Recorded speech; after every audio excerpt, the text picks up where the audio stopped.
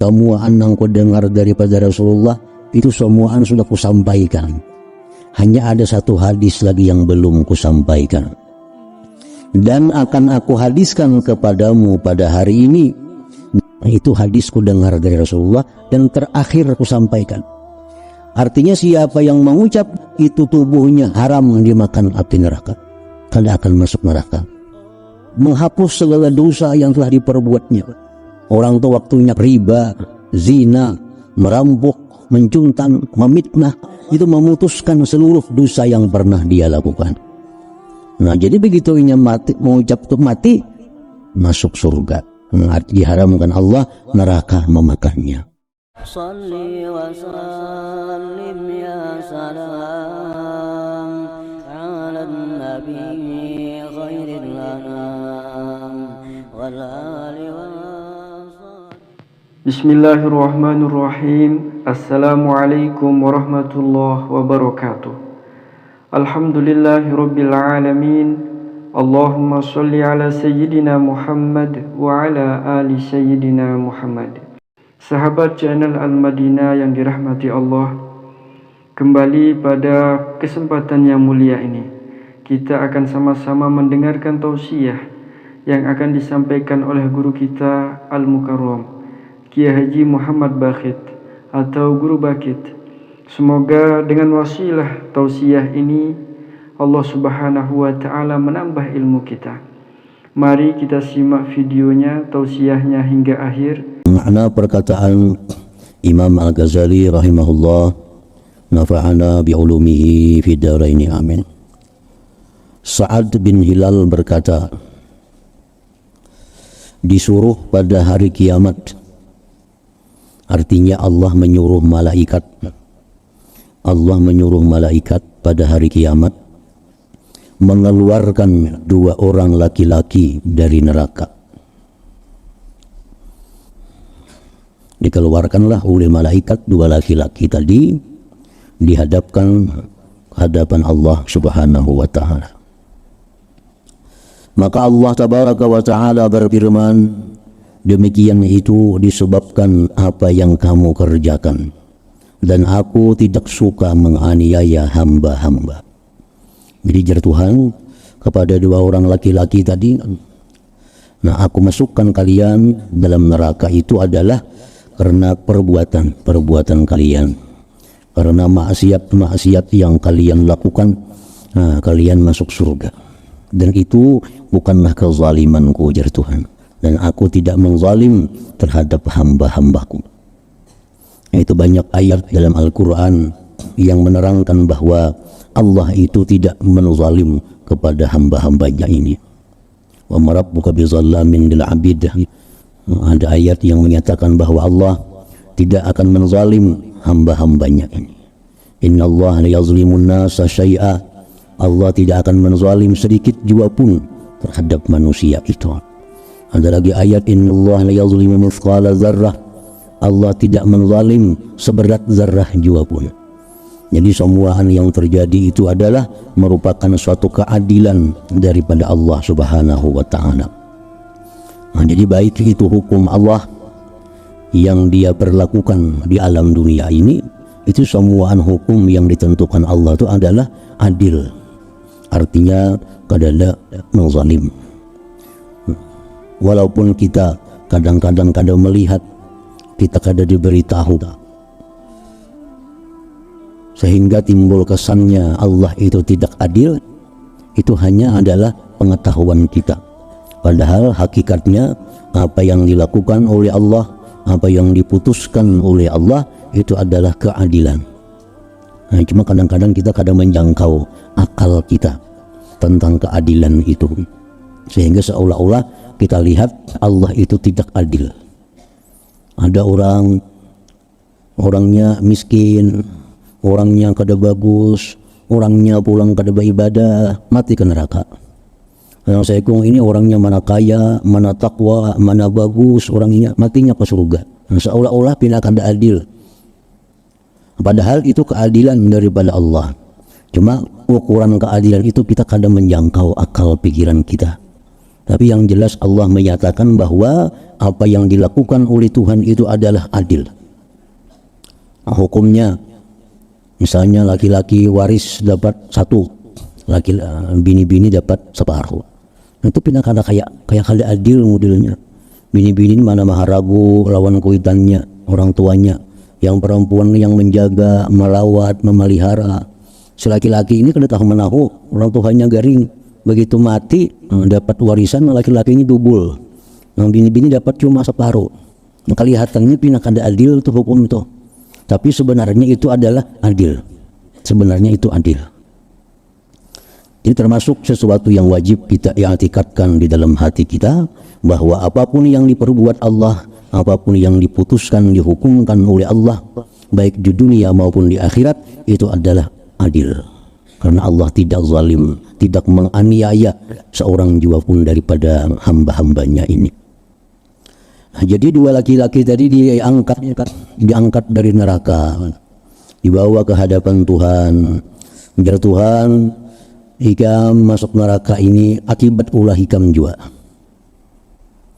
Aku tidak suka menganiaya hamba-hambaku, jadi Tuhan, tetapi kalian sendiri yang menganiaya diri kalian itu. Nah, habis itu maka dia mengembalikan laki-laki itu ke neraka. Ya Tuhan, wahai malaikat, ini dua orang suruh mulik ke neraka. Jadi wahai Fulan bin Fulan, kembalilah kamu ke neraka. Tuhan nak menyampaikan itu benar ya. Tuhan nak menyampaikan itu aja, bahwa hikam ini masuk neraka karena ulah hikam seorang. Bukan aku zalim jadi Tuhan. Nah sekarang hikam ayo udah berikan ke neraka situ tempat hikam. Maka salah seorang dari keduanya lari pada rantainya sehingga ia menceburkan diri ke dalamnya.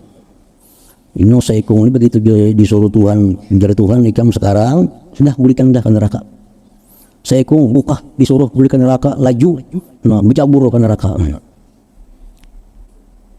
Dan yang lain terlambat, artinya bala lambat. Nah Saikung ini bala lambat nak berikan neraka. Lambat berjalan. Saikung tadi suruh ke nerakanya buka, bercabur seorang. Nah dan kedua ini bala lambat disuruh Tuhan ke neraka. Ya akhirnya bercabur juga, cuma bala lambat. Nah maka disuruh pulang malaikat nih mengembalikan keduanya. Di Tuhan yang berdua tadi suruh bulik pulang ke sini, suruh bulik ke sini, ditarik pulang, diangkat pulang dari neraka yang berdua tadi. Dan Allah bertanya kepada keduanya tentang perbuatan keduanya. Ya Tuhan, hitam tadi kusuruh ke neraka, laju cepat dia buka bercabur nyaman dari neraka situ. Lalu orang yang lari ke neraka tadi menjawab, aku telah diperingatkan dari bahaya maksiat, maka tidaklah aku menghadapi kemarahan engkau yang kedua kalinya. Di dunia aku engkau suruh sembahyang, kada sembahyang.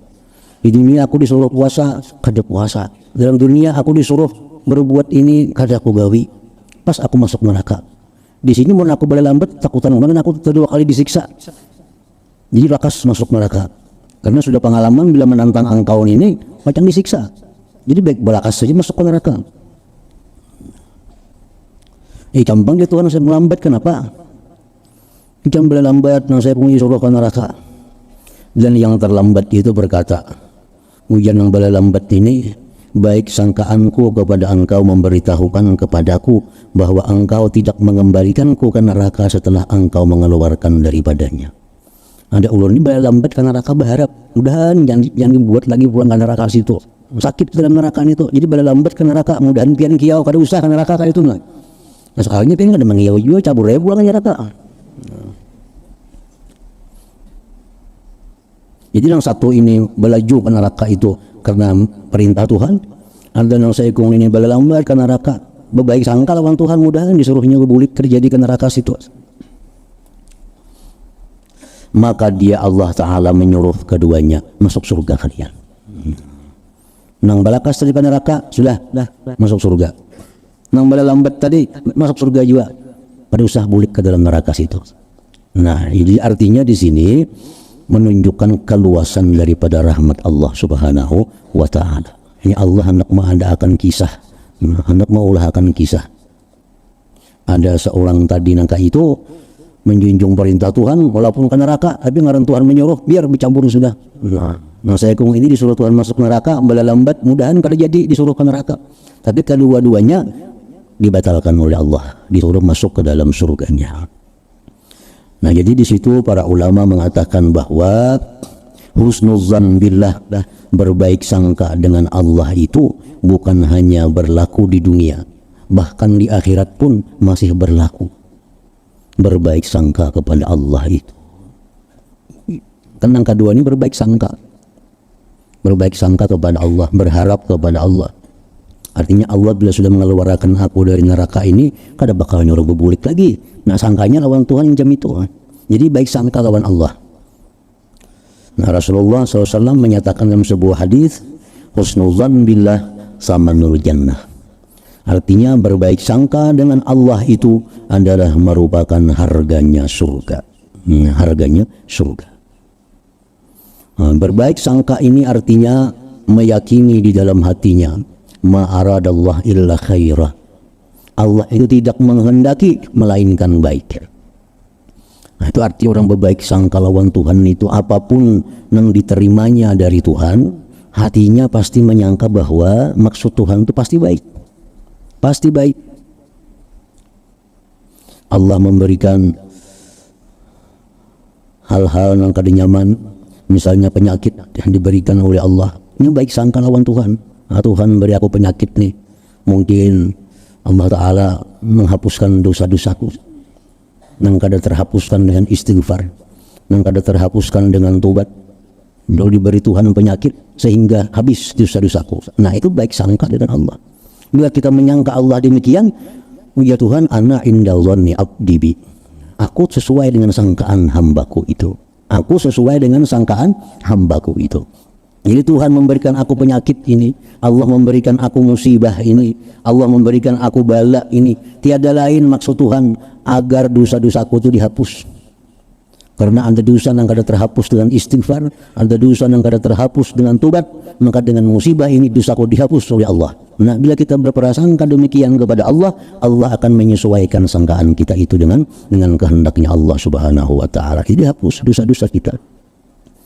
Atau boleh juga kita dapat musibah dari Allah, baik musibah diri, penyakit, atau musibah harta, atau musibah kehilangan orang-orang yang dicintai. Kalau kita berprasangka ini Allah hendak meninggikan derajatku di sisinya yang kada tercapai dengan amal ibadah yang kulakukan.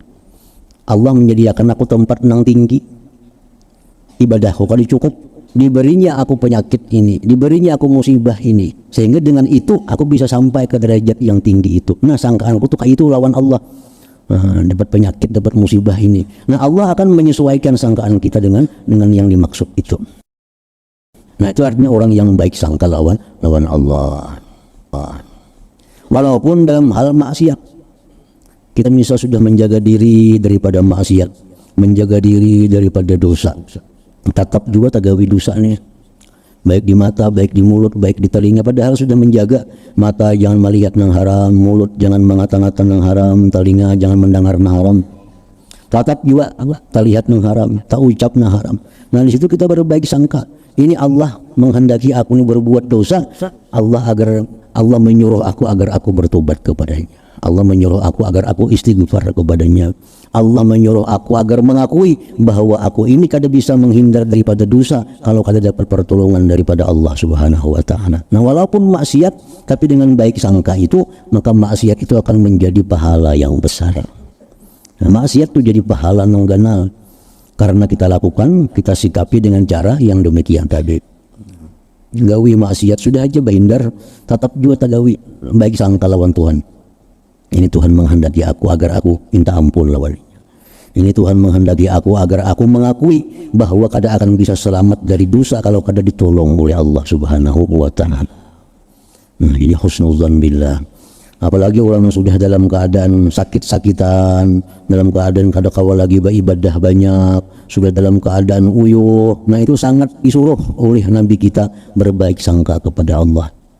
Ini ditilam aja lagi berabah, gulang galik kada kawa lagi. Sembahyang kayak orang kada kawa lagi, sudah serabaan lama. Nah, orang seperti ini paling bagus sudah husnuzan, berbaik sangka dengan Allah, berbaik sangka lawan Allah. Allah mengampuni dosa-dosaku yang telah lalu, Allah menerima amal ibadah yang kuperbuat yang telah lalu, Allah mematikan aku dalam husnul khatimah. Nah, berbaik sangka kepada Allah, terutama dalam keadaan menjelang akhir hidup itu. Rasulullah bersabda, la yamutu ahadukum hatta yuhsina dzannahu billah. Nah, janganlah mati salah seorang kamu melainkan dalam keadaan baik sangka terhadap Allah Azza wa Jalla. Rasulullah sallallahu alaihi wasallam bersabda, yunadi munadin min tahtil arsy yaumal qiyamah, ya ummata Muhammad amma ma kana li kibalakum, bacaannya kibalakum faqad wahabtuhu lakum wa baqiyatit tabi'atu fatawahabuha wadkhulul jannata bi rahmati. Artinya menyeru dari bawah aras pada hari kiamat. Allah menyuruh malaikat mengumumkan, wahai umat Muhammad, adapun apa yang ada bagiku di sisimu, maka aku memberikannya kepadamu, dan tinggallah tanggung jawab di antara kalian sesama manusia. Nah, artinya pengumuman di bawah aras Allah itu, malaikat mengumumkan, wahai umat Nabi Muhammad, bahwasanya dosa-dosa kalian yang lakukan kepada Allah itu Allah berikan semua, Allah maafkan. Kan dosa ini ada hubungannya lawan Allah, ada menyangkut paut dengan orang lain. Kayak orang minum arak contohnya, itu dosanya lawan Allah, dosanya hanya hubungannya dengan Allah. Apalagi contohnya orang yang kada sembahyang, itu dosanya hubungannya dengan Allah. Orang yang kada puasa, itu hubungannya dengan Allah. Nah, jadi jar malaikat ini Allah memberitahu bahwa dosa-dosa kalian yang berhubungan dengan Allah itu diberikan oleh Allah Subhanahu wa ta'ala. Tinggal lagi dosa-dosa yang antara kalian dengan kalian. Nah, tinggal lagi urusan kezaliman kalian dengan kalian. Itu lagi yang ditimbang, itu yang diukur, itu yang dihisap, yang dihitung. Maka Allah menghimbau, ya Tuhan, hendaklah saling memberi kamu. Nah, ya Tuhan, hendaknya saling memaafkan, saling meridhakan satu dengan yang lainnya. Masuklah ke surga dengan rahmatku. Nah, jadi artinya di situ Allah memulai bahwa Allah memaafkan orang-orang yang berdosa kepada Allah, dan orang-orang yang dizalim ini pun disuruh oleh Allah untuk memaafkan orang-orang yang menzalimnya di dunia itu, supaya bisa masuk surga semuaan dia Tuhan. Tapi yang dizalim ini kada langsung mau memaafkan itu, sebelum tahu nah pagarang balasannya memaafkan. Orang-orang yang dalam dunia ini yang dianiaya, yang dalam dunia ini difitnah, yang dalam dunia ini diambil hartanya, yang dalam dunia ini dirusak kehormatannya, orang-orang yang dalam dunia ini digibah, dicaci maki, dihinakan. Begitu disuruh Allah agar memaafkan orang-orang yang menganiaya mereka, mereka kada langsung memaafkan. Mereka hendak tahu dulu nasib mereka kayak apa. Maafkan kayaknya ujung seorang kali jadi apa-apa. Nah, jadi ini manusia ini di akhirat itu adalah musaha, saling berbantah-bantahan. Nah, kada hakun memberikan itu kepada orang lain sebelum ia mengetahui dirinya selamat dulu. Nah, kalau sudah meyakini dirinya selamat, nah nyar mau diberikannya. Nah, sehingga Allah memanggil menyidang dua orang. Ini seseorang membawa kawannya ke hadapan Allah. Ujar kawannya itu, ini orang, wahai Tuhan, di dalam dunia menzalim ulun, ini orangnya. Ini dalam dunia ini memfitnah ulun, ini dalam dunia menghina ulun, dalam dunia macam-macam. Sekarang ulun minta balas. Nah, kan balasannya itu amal kebaikannya diunjuk lawan nang dizalim. Bila kada cukup, dosa nang dizalim itu diserahkan kepada yang menzalim. Jadi jar Tuhan, wahai orang yang teraniaya, lihatlah engkau ke atas. Nah, melihat ke atas ada gedung yang sangat indah, sangat besar di atas. Ujar si laki-laki tadi, ampun siapa nih Tuhan, Tuhan yang gedung itu. Ujar Tuhan, itu ampun ikam mau. Gedung itu ampun ikam hendak. Ampun ikam hakun bayar harganya. Nah, apa garang bayarannya harganya itu. Nah, jar Tuhan mau nikam hakun memaafkan ini orang nih. Mau nikam hakun marilah akan kawan ikam nih.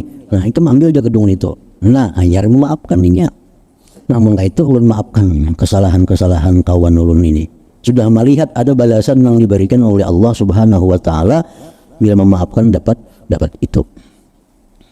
Dan itu kada berlaku untuk semua orang.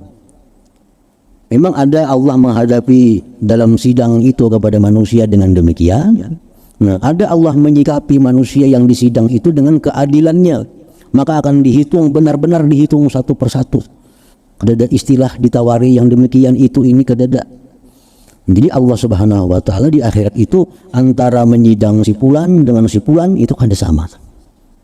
Yang tadi kan nyaman nih, boleh maapakan kan ku beri surga. Kan ku beri gedung. Kau naiknya maapakan, maunya maapakan. Dilihatkan sudah tempatnya. Tapi kada semua orang macam itu. Nah, ada yang kada dihiraukan oleh Tuhan hitung. Nah, hitung. Ikam pernah menggibah ini, ikam pernah memitnah ini, ikam pernah mencela ini, ikam pernah mengambil harta ini.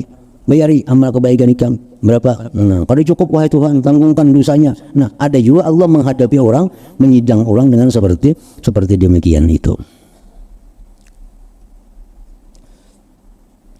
Nah, diriwayatkan bahwa orang Badawi mendengar Ibnu Abbas radhiyallahu anhu membaca ayat wa kuntum ala syafa hufratin minan nar fa anqazakum minha. Artinya, dan kamu telah berada di tepi jurang neraka, lalu Allah menyelamatkan kamu daripadanya. Itu Al-Quranul Karim. Nah, maksudnya adalah manusia yang kafir. Nah, orang-orang yang kafir itu orang yang berada di jurang neraka. Karena jaraknya dengan neraka tinggal mati. Begitu si kafir ini mati, gugur dah ke neraka. Nah, jadi orang-orang kafir itu orang yang berada di syafa hufratin minan nar, di tepi jurang neraka. Lalu Allah selamatkan kalian daripadanya. Allah beri hidayah. Nah, Allah beri iman. Nah, sehingga dengan beriman, dengan dapat petunjuk tadi, maka orang ini diselamatkan dari tepi jurang neraka itu. Nah, itu tafsir daripada ayat tadi menurut Ibnu Abbas radhiyallahu anhu. Jadi Allah menyelamatkan kalian sesudah kalian berada di tepi jurang neraka. Lalu orang Badawi itu berkata, demi Allah, dia tidak menyelamatkanmu daripadanya neraka, sedangkan dia berkehendak menjatuhkanmu ke dalamnya. Itu tafsir orang Badawi. Ya, orang Badawi menurut aku tafsirnya itu artinya Allah kada menyelamatkan seseorang kalau Allah hendak menjatuhkannya ke dalam neraka. Ujar Ibnu Abbas berkata, ambillah tafsir ayat itu dari selain orang yang pandai. Tafsir dari orang yang kada pandai, yang kada bisa menafsirkan Al-Quran. Nah, kalau tafsir yang sebenarnya itu adalah bahwa kalian berada di tepi jurang neraka, artinya kalian dalam keadaan kafir. Maka Allah beri iman, beri petunjuk, maka selamatlah kalian daripada neraka itu. As-Sunabihi berkata, saya masuk menghadap Ubadah ibn Samit, sedangkan ia dalam keadaan sakit yang membawa kepada kematian. Lalu saya menangis, ujar Sunabihi ini. Nangis. Maka Ubadah bin Samit berkata pelan-pelan, mengapa kamu menangis? Maka demi Allah, tidak ada satu hadis pun yang aku dengar dari Rasulullah sallallahu alaihi wasallam yang bagimu ada kebaikan padanya, melainkan aku ceritakan kepadamu selain satu hadis. Jadi Ubadah bin Samit, semua yang ku dengar daripada Rasulullah itu semuaan sudah kusampaikan. Hanya ada satu hadis lagi yang belum kusampaikan. Dan akan aku hadiskan kepadamu pada hari ini, dan sungguh telah diliputi dengan diriku. Artinya aku dalam keadaan sudah sakaratul maut. Khawatir kalau ini kada disampaikan, kena aku berdosa. Aku mendengar Rasulullah sallallahu alaihi wasallam bersabda, man syahida an la ilaha illallah wa anna muhammadar rasulullah harramallahu alaihi nar. Artinya barang siapa bersaksi bahwa tidak ada Tuhan selain Allah dan bahwa Muhammad adalah utusan Allah, niscaya Allah mengharamkan neraka atasnya. Nah, itu hadis ku dengar dari Rasulullah dan terakhir ku sampaikan. Artinya siapa yang mengucap 2 kalimat syahadat itu tubuhnya haram dimakan api neraka. Jadi para ulama menjelaskan maksud hadis ini.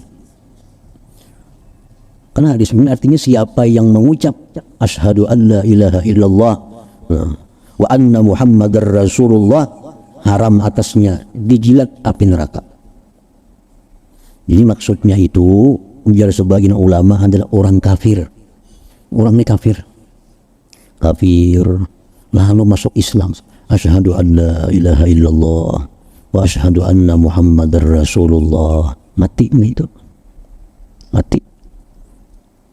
Jadi orang kafir ini begitu mengucap 2 kalimat syahadat mati. Nah maka orang kafir ini sudah Islam orangnya.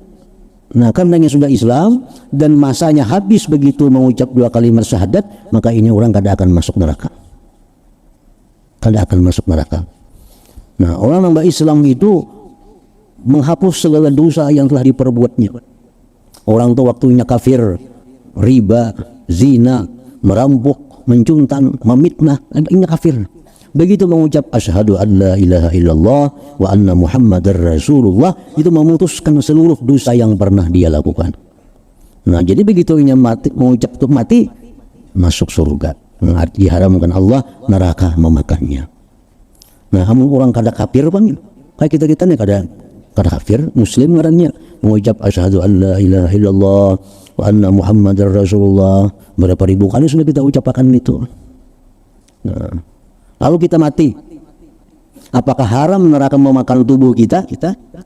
Nah ujar para ulama, haram juga tuh api neraka memakan tubuh kita jikalau kita dimaafkan oleh Allah Subhanahu wa taala dari segala dosa-dosa yang kita perbuat. Nah, jadi ada tambahannya. Kalau orang-orang Islam yang sudah sekian banyak mengucap syahadat itu, matinya diharamkan juga Tuhan juga dimakan api neraka bila mana dosanya diampuni oleh Allah Subhanahu wa taala. Shalli wa sallim ya salam ala nabi khairil anam wal ali